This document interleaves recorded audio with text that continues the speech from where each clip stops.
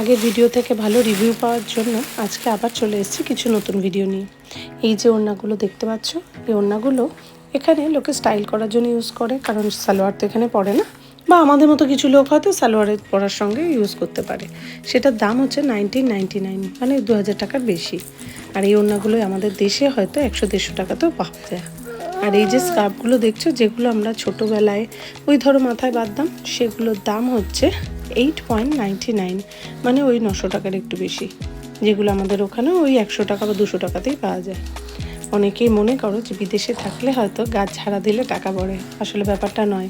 টাকা যেমন ইনকামও হয়, টাকা খরচাও হয় বেশি মতন করে, কারণ এর দাম অনেক বেশি। এই যেমন ধরো এই যে ক্লিপগুলো কত দাম হবে, একটা ক্লিপ আমাদের ওখানে 50 টাকা, এটা এখানে দাম 700 টাকা। এই যে ছোট ছোট গোলাপ ফুলের মতন ক্লিপগুলো দেখছো, আমাদের ওখানেও 50-100 টাকা দাম হলেও এখানে দাম হবে প্রায় দেখো 400 টাকা মতো।